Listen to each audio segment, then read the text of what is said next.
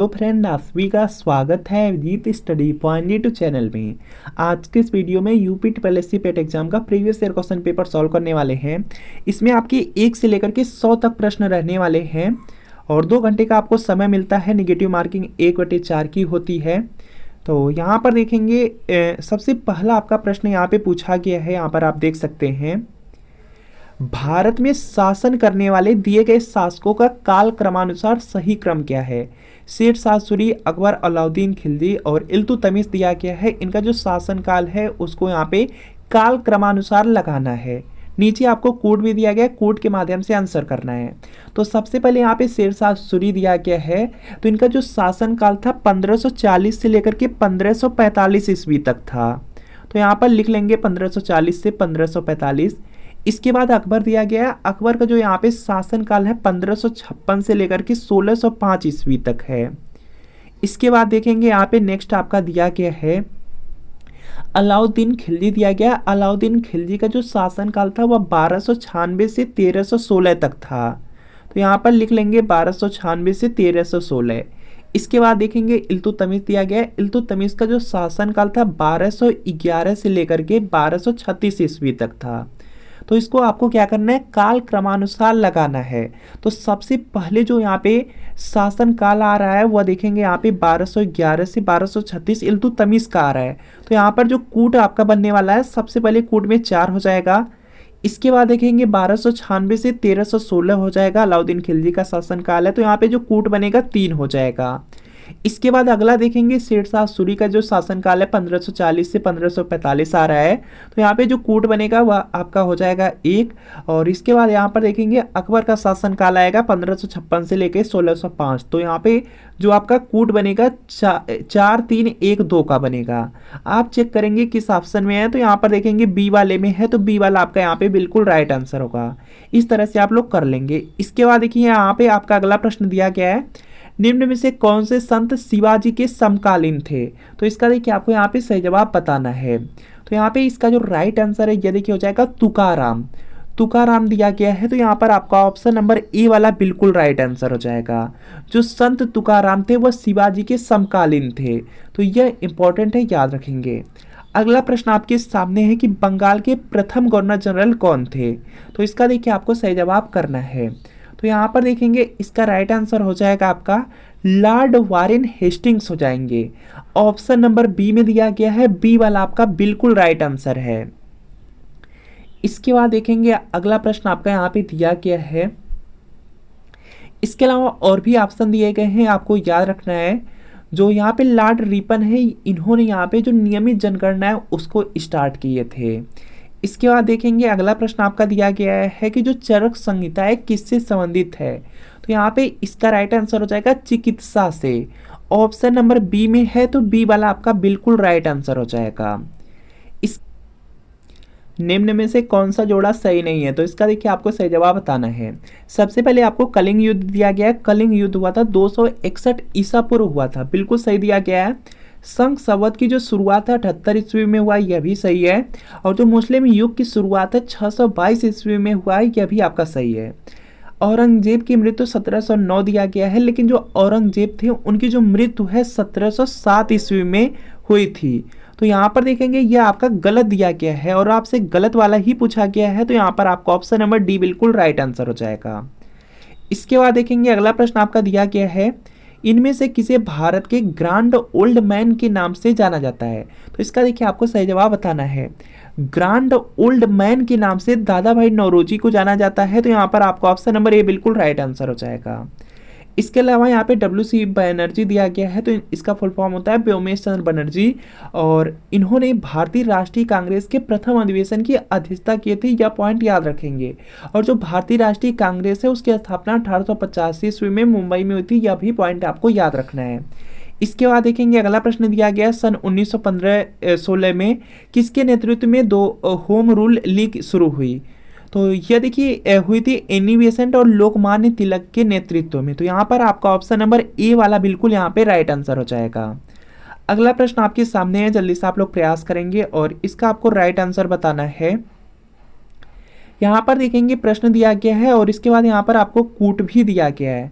तो जल्दी से आप लोग प्रयास करेंगे और इसका राइट आंसर बताएंगे।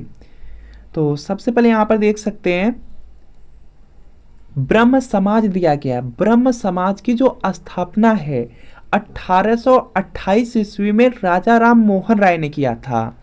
तो यहाँ पर देखेंगे जो ए का यहाँ पे मिलान हो जाएगा वह हो जाएगा तीसरे से।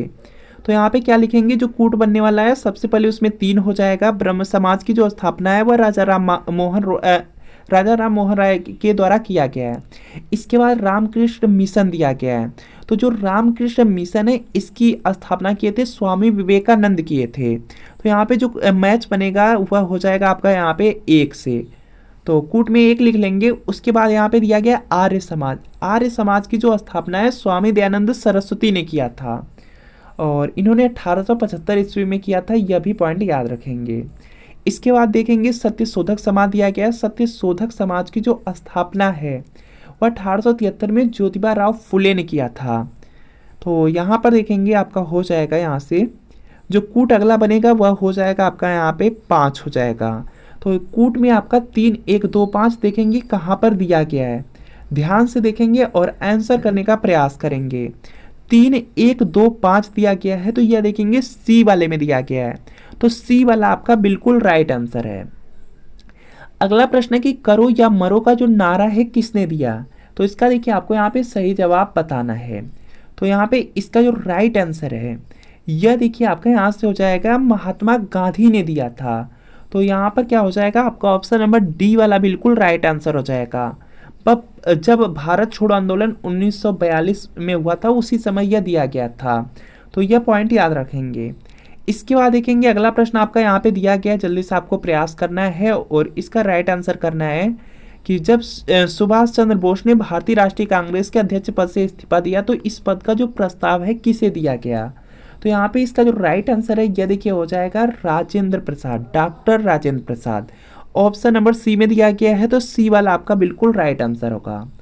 अगला प्रश्न आपके सामने है सलाल पन बिजली परियोजना किस नदी पर स्थित है। तो इसका देखिए आपको यहाँ पे सही जवाब बताना है। तो यहाँ पर देखेंगे इसका जो राइट आंसर है यह देखिए आपका हो जाएगा यहाँ पे चिनाब पर। तो यहाँ पर क्या होगा आपका ऑप्शन नंबर सी वाला बिल्कुल राइट आंसर हो जाएगा। यहाँ पर देखेंगे झेलम नदी दिया गया है तो झेलम नदी पर है आपकी तुलबुल परियोजना। रावी नदी दिया गया है, रावी नदी पर आपका रंजीत सागर बांध है। ब्यास नदी दिया गया है तो ब्यास नदी पर ब्यास परियोजना है, यह पॉइंट याद रखेंगे। अगला प्रश्न आपके सामने है कि बसंत विषु होता है। तो इसका देखिए आपको सही जवाब बताना है। जो बसंत विषु है यह 21 मार्च को होता है। तो यहाँ पर क्या होगा आपका ऑप्शन नंबर ए वाला बिल्कुल यहाँ पे राइट आंसर हो जाएगा। अगला प्रश्न दिया गया राजस्थान में जो खेतड़ी परियोजना है किसके उत्पादन के लिए प्रसिद्ध है। तो इसका देखिए आपको यहाँ पे सही जवाब बताना है। खेतड़ी परियोजना तांबा के उत्पादन के लिए प्रसिद्ध है। तो यहाँ पर क्या होगा आपका ऑप्शन नंबर सी वाला बिल्कुल यहाँ पे राइट आंसर हो जाएगा। इसके बाद देखेंगे अगला प्रश्न आपका दिया गया है, जल्दी से प्रयास करना है और इसका आपको राइट आंसर करना है कि जो काजीरंगा राष्ट्रीय उद्यान है वह कहाँ पर स्थित है। तो जो काजीरंगा राष्ट्रीय उद्यान है वह है आपका यहाँ पे असम राज्य में। तो यहाँ पर आपका ऑप्शन नंबर यहाँ पे जो बी वाला दिया गया है, बी वाला आपका बिल्कुल राइट आंसर है। इसके अलावा और भी प्रश्न जो आपके एग्जाम में पूछे जा सकते हैं, जैसे कान्हा नेशनल पार्क है मध्य प्रदेश में है, पेरियार नेशनल पार्क है जो कि केरल राज्य में है, सुंदरवन नेशनल पार्क है पश्चिम बंगाल में है। तो इसको भी आपको याद रखना है। इसके बाद देखिए अगला प्रश्न दिया गया निम्नलिखित में से कौन सी हिमालयी नदी तंत्र की नदियां हैं। तो इसका देखिए आपको सही जवाब करना है, जल्दी से आप लोग प्रयास करेंगे और इसका राइट आंसर करेंगे कि इसका जो राइट आंसर है वह क्या होगा। तो यहाँ पर देखेंगे हिमालयी नदी तंत्र की यहाँ पे नदियाँ। तो इसका राइट आंसर हो जाएगा, इसमें देखिए आपका आ जाएगा गंगा और ब्रह्मपुत्र आ जाएगा। गंगा ब्रह्मपुत्र देखेंगे आपके ऑप्शन नंबर बी वाले कोट में दिया गया है तो बी वाला आपका राइट आंसर है। इसके बाद देखेंगे यहाँ पे नेक्स्ट की बैंक दर का अर्थ है। तो इसका देखिए आपको सही जवाब बताना है। तो यहाँ पे इसका जो राइट आंसर है यह देखिए हो जाएगा देश के केंद्रीय बैंक द्वारा जो ली जाने वाली आधिकारिक ब्याज दर है उसको बैंक दर कहा जाता है। तो यहाँ पे क्या होगा डी वाला आपका बिल्कुल राइट आंसर होगा। अगला प्रश्न आपके सामने दिया गया है, जल्दी से आप लोग प्रयास करेंगे और इसका राइट आंसर करेंगे। यदि आरबीआई नगद कोषानुपात को घटा दे तो साख सर्जन पर क्या असर होगा। तो इसका देखिए आपको सही जवाब करना है। तो यहाँ पे इसका राइट आंसर हो जाएगा बढ़ जाएगा, बढ़ जाएगा, वृद्धि होगी। तो यहाँ पे क्या होगा, सी वाला आपका बिल्कुल राइट आंसर हो जाएगा। इसके बाद देखेंगे अगला प्रश्न है कि इनमें से किस प्रकार की अर्थव्यवस्था में संसाधनों पर निजी अधिकार होते हैं और आर्थिक गतिविधियों का मुख्य उद्देश्य लाभ अर्जित करना होता है। तो यहाँ पे इसका राइट आंसर हो जाएगा यह पूंजीवादी में होता है। तो यहाँ पर आपका ऑप्शन नंबर ए वाला बिल्कुल राइट आंसर हो जाएगा। अगला प्रश्न आपके सामने है कि 100 रुपये का जो नोट है किसके द्वारा हस्ताक्षरित होता है। तो इसका देखिए आपको यहाँ पे सही जवाब बताना है। तो यहाँ पर देखेंगे इसका राइट आंसर हो जाएगा आरबीआई के गवर्नर द्वारा। तो यहाँ पर क्या होगा आपका ऑप्शन नंबर यहाँ पर देखेंगे आपका ऑप्शन नंबर जो ए है, ए वाला आपका बिल्कुल राइट आंसर हो जाएगा। इसके अलावा यहाँ पर देखेंगे आपको कमेंट करना है, बहुत ज़्यादा इंपॉर्टेंट है कि जो 1 रुपये का नोट होता है, 1 रुपये का जो नोट होता है उस पर किसके हस्ताक्षर होते हैं, बहुत ज़्यादा इंपॉर्टेंट है। कमेंट आप लोग ज़रूर कीजिएगा। 1 रुपये से बड़े जितने भी आपके नोट होते हैं सब पे देखेंगे आरबीआई के गवर्नर के हस्ताक्षर होते हैं। इसके बाद देखेंगे यहाँ पे नेक्स्ट प्रश्न आपका दिया गया है, जल्दी से आप लोग प्रयास करेंगे और इसका राइट आंसर करेंगे कि जो फेमा है, फेमा का पूर्ण रूप क्या है, फुल फॉर्म क्या है। तो यहाँ पे इसका जो राइट आंसर है ये देखिए आपका हो जाएगा यहाँ से फॉरेन एक्सचेंज मैनेजमेंट एक्ट हो जाएगा। तो यहाँ पे बी वाला आपका बिल्कुल राइट आंसर हो जाएगा। इसके बाद देखेंगे अगला प्रश्न आपके सामने है यहाँ पे कि भारत के संविधान में जो जन स्वास्थ्य एवं स्वच्छता है किसमें शामिल है। तो यहाँ पे इसका राइट आंसर हो जाएगा राज्य सूची का विषय है। तो यहाँ पर आपका ऑप्शन नंबर ए वाला बिल्कुल राइट आंसर हो जाएगा। अगला प्रश्न आपके सामने है कि भारत में पंचायती राज व्यवस्था इसके अंतर्गत रखी गई है। तो इसका देखिए आपको यहाँ पे सही जवाब बताना है। जो भारत में पंचायती राज व्यवस्था है वह देखेंगे जो राज्य नीति के निर्देशक तत्व हैं उसमें रखा गया है। तो यहाँ पे क्या होगा आपका ऑप्शन नंबर जो सी वाला है, सी वाला आपका बिल्कुल राइट आंसर हो जाएगा। इसके बाद देख सकते हैं यहाँ पे नेक्स्ट प्रश्न आपका दिया गया है, जल्दी से आप लोग प्रयास करेंगे और इसका राइट आंसर करेंगे। यहाँ से शिक्षा का अधिकार एक मौलिक अधिकार है जो कि संबंधित है। तो यहाँ पे इसका राइट आंसर हो जाएगा यह अनुच्छेद 21A में है। शिक्षा का जो अधिकार है इसको अनुच्छेद 21A में रखा गया है। तो यहाँ पर आपको ऑप्शन नंबर ए वाला बिल्कुल राइट आंसर होगा, इम्पोर्टेंट है। इसके बाद देखेंगे यहाँ पे अनुच्छेद 19 दिया गया। अनुच्छेद 19 में देखेंगे वाक एवं अभिव्यक्ति की जो स्वतंत्रता का अधिकार है उसे रखा गया है। और यहाँ पे अनुच्छेद 29 दिया गया है, तो इसमें संस्कृति और शिक्षा संबंधी अधिकार है। इसके बाद देखेंगे अगला प्रश्न आपका दिया गया है, जल्दी से प्रयास करेंगे कि निम्न में से किसने संविधान सभा में उद्देश्य प्रस्ताव रखा।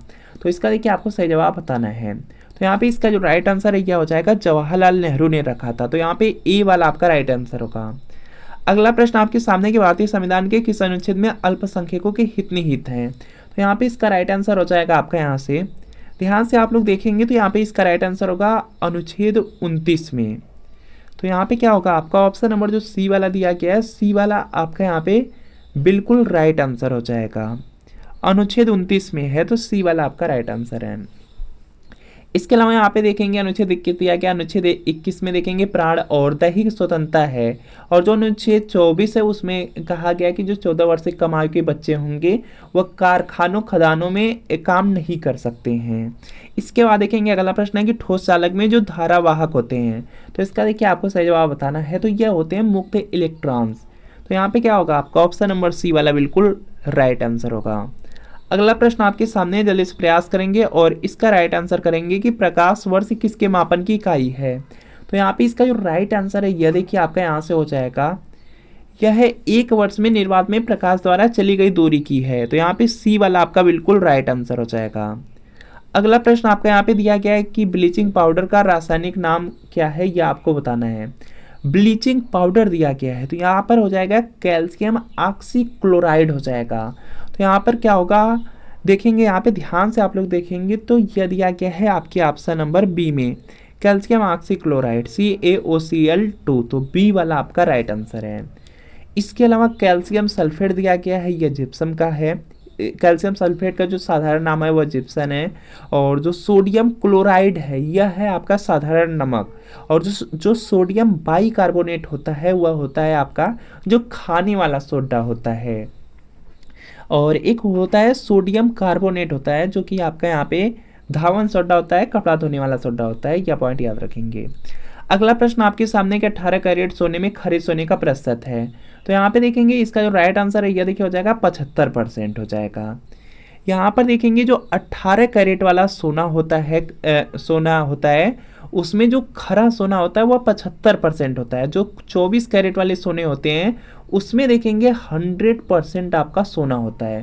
तो यह पॉइंट आप याद रखेंगे। अगला प्रश्न आपके सामने दिया गया है कि संतरे में बहुतायत में होता है।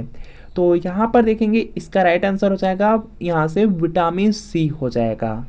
विटामिन सी दिया गया है आपके ऑप्शन नंबर यहाँ पे ए वाले में दिया गया है, तो ए वाला आपका बिल्कुल राइट आंसर हो जाएगा।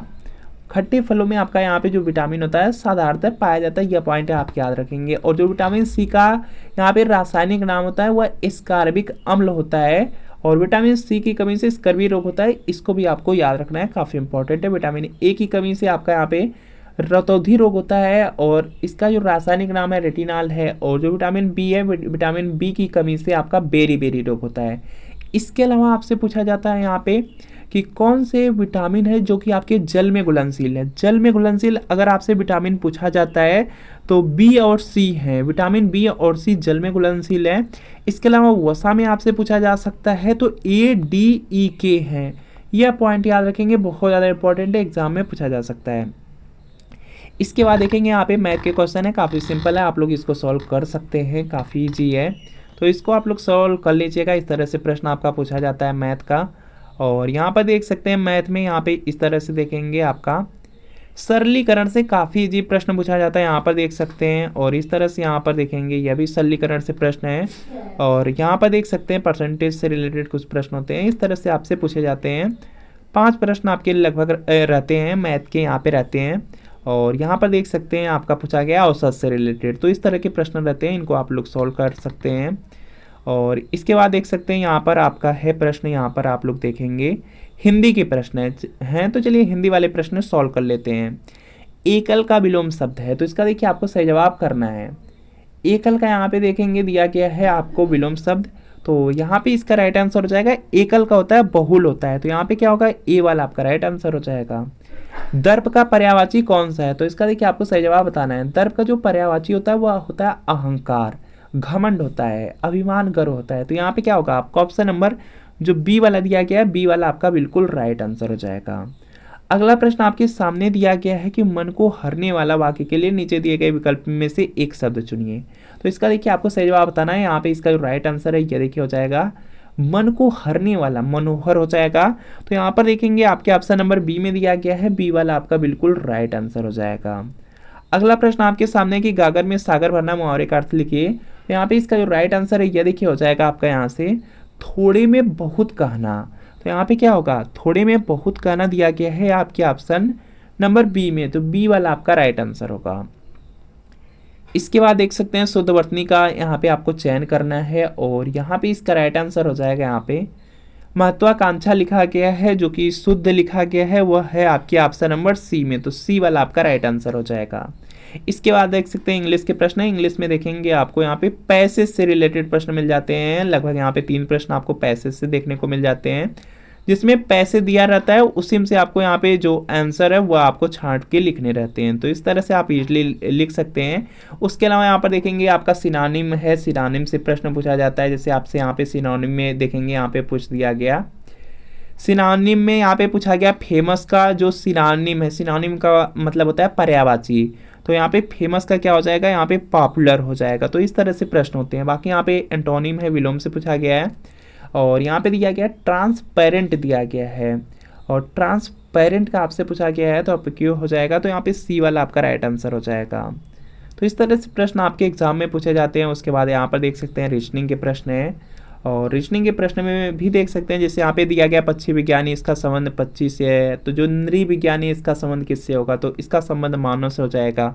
तो इस तरह से आपसे रीजनिंग के प्रश्न पूछे जाते हैं। 5 प्रश्न होते हैं, यहाँ पर आप लोग देख सकते हैं, और काफ़ी ईजी होते हैं, आराम से आप लोग सॉल्व कर सकते हैं। जैसे यहाँ पर देख सकते हैं दिया गया है आपका यहाँ पे उस शब्द का चयन कीजिए जो समूह के बाकी शब्दों से मेल नहीं रखता है, तो यहाँ पर देखेंगे जैसे यहाँ पर देखेंगे आपका यहाँ पे दही दिया गया, मक्खन और जो पनीर है, या आपके दूध से प्राप्त होते हैं। लेकिन जो तेल है यह बिल्कुल अलग हो जाएगा। आपसे क्या पूछा गया है, मेल नहीं खाता, भिन्न पूछा गया है, तो सी वाला आपका राइट आंसर हो जाएगा। तो इस तरह से आप लोग कर लेंगे।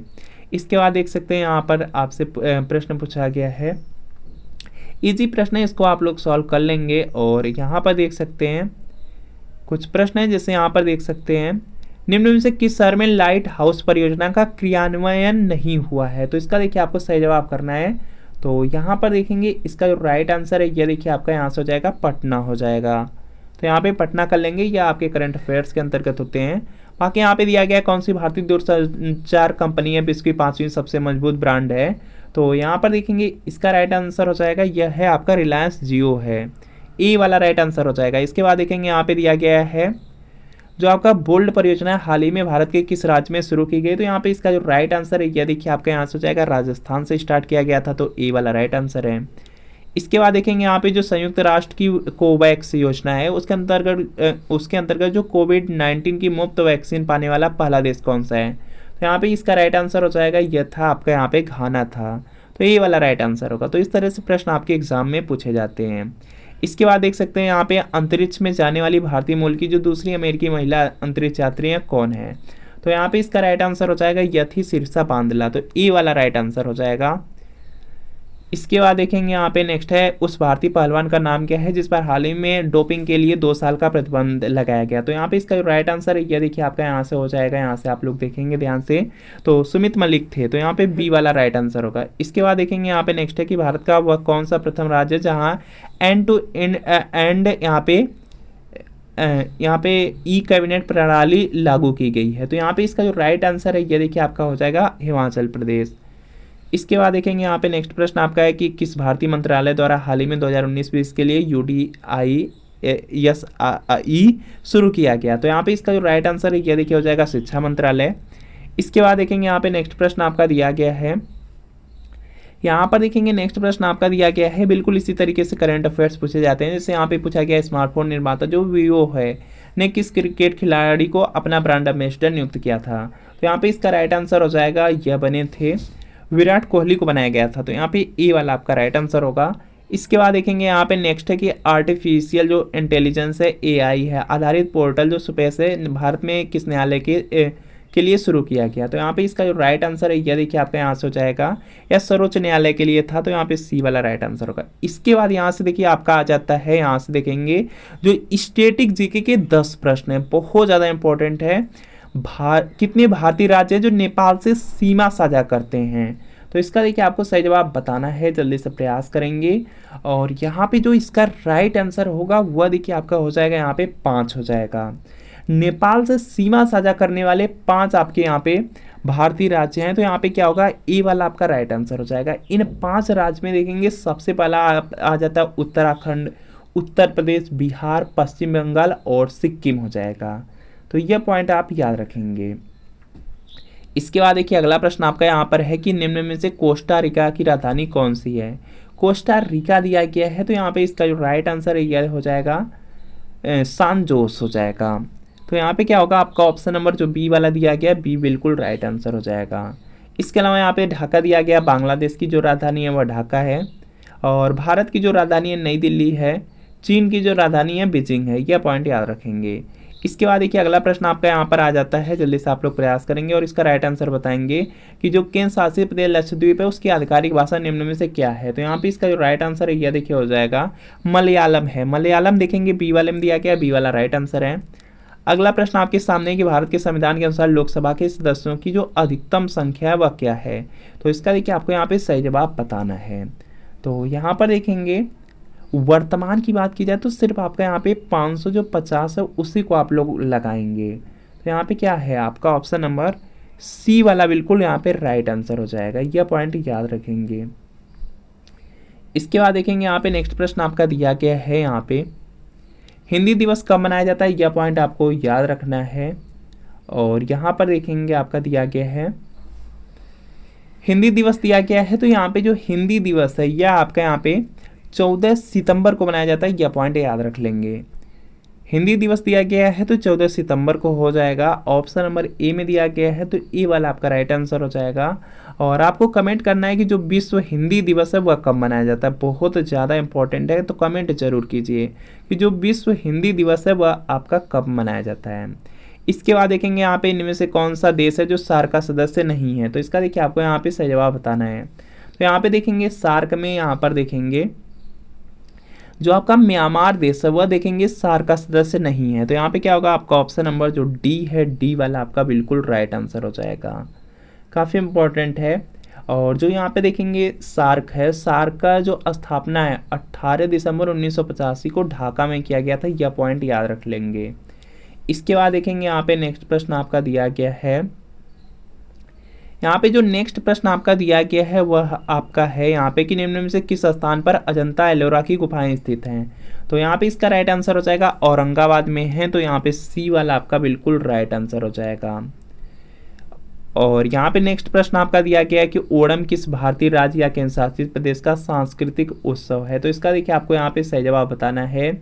और यहाँ पर देखेंगे इसका राइट आंसर हो जाएगा ओणम दिया गया, ओणम है केरल राज्य का, तो यहाँ पे क्या होगा आपका ऑप्शन नंबर यहाँ पे बी वाला बिल्कुल राइट आंसर हो जाएगा। आपसे पूछा जा सकता है बिहू पूछा जा सकता है, बहुत इंपॉर्टेंट है, बिहू असम का हो जाएगा। और यहाँ पे आपसे पूछा जा सकता है पोंगल पूछा जा सकता है, पोंगल तमिलनाडु का है, तो इसको आप लोग याद रखेंगे। अगला प्रश्न आपके सामने है कि निम्नलिखित में से कौन सा ग्रह सूर्य के सबसे नजदीक है, तो यहाँ पे देखेंगे इसका जो राइट आंसर है यह देखिए आपका हो जाएगा बुध हो जाएगा। ऑप्शन नंबर यहाँ पे डी वाला बिल्कुल राइट आंसर है, इंपॉर्टेंट है, याद रखेंगे। और इसके बाद अगला प्रश्न है कि नोबेल पुरस्कार जीतने वाले प्रथम एशियाई कौन थे, तो यहाँ पे इसका जो राइट आंसर है यह देखिए हो जाएगा रविन्द्रनाथ टैगोर जी थे। इनको यहाँ पे 1913 में मिला था, जो गीतांजलि की रचना है उसी के लिए मिला था। तो यहाँ पे क्या होगा आपका ऑप्शन नंबर सी वाला बिल्कुल राइट आंसर हो जाएगा। और इसके बाद देखेंगे आपकी जो प्रश्न है कुछ इस तरह से आते हैं, यहाँ पर आप लोग देख सकते हैं। यहाँ पर देखेंगे 10 प्रश्न आपके हिंदी में गद्यांश होते हैं, गद्यांश आपको पढ़ना रहता है और उसका आंसर करना रहता है। काफ़ी इजली आपको सिर्फ गद्यांश को देखना होता है और बहुत आसानी से आप इसका उत्तर कर सकते हैं। देख सकते हैं इस तरह से आपका गद्यांश रहेगा, बिल्कुल आसानी से। सिर्फ यहाँ पे जो गद्यांश दिया गया गद्यांश को ध्यानपूर्वक पढ़ना होगा और सभी आपके आंसर उसी गद्यांश में ही रहने वाले हैं, तो इसको आप लोग कर लेंगे। और इसके बाद देख सकते हैं यहाँ पर आपका है, इसके बाद देखेंगे आपका यहाँ पे जो DI होता है, जो ग्राफ होता है, उनसे रिलेटेड प्रश्न होते हैं। 10 प्रश्न आपका ग्राफ से रहेगा, 10 प्रश्न आपका DI से रहता है। और इस तरह से आप लोग देख सकते हैं, इस तरह से आपका पूरा प्रश्न और जो पेपर रहता है बिल्कुल इसी तरीके से आपको पेपर मिलेगा। और यहाँ पर देख सकते हैं यह सब प्रश्न आपके हैं और लास्ट में आपको यहाँ पे DI से रिलेटेड क्वेश्चन देखने को मिल जाते हैं। अगर आप इसका यहाँ पे PDF चाहते हैं, अगर आप इस प्रीवियस ईयर पेपर का PDF चाहते हैं तो अभिजीत स्टडी पॉइंट के टेलीग्राम चैनल है, टेलीग्राम चैनल को ज्वाइन कर लीजिए। वहाँ पर बिल्कुल फ्री में इसका PDF आपको अवेलेबल किया जा रहा है, तो अभिजीत स्टडी पॉइंट के टेलीग्राम चैनल को आप लोग ज़रूर ज्वाइन कर लीजिए। वहाँ से बिल्कुल फ्री में आप प्रीवियस ईयर पेपर जितने भी ईयर का चाहते हैं, जैसे यहाँ पे 2021 में पेपर हुआ था, 2022 में पेपर हुआ था, 2023 में पेपर हुआ था, सभी का प्रीवियस ईयर पेपर बिल्कुल फ्री में मिल जाएगा, सॉल्यूशन के साथ मिल जाएगा। तो तुरंत आप यहाँ पर जो अभिजीत स्टडी पॉइंट का टेलीग्राम चैनल है उसको ज्वाइन कर लीजिए।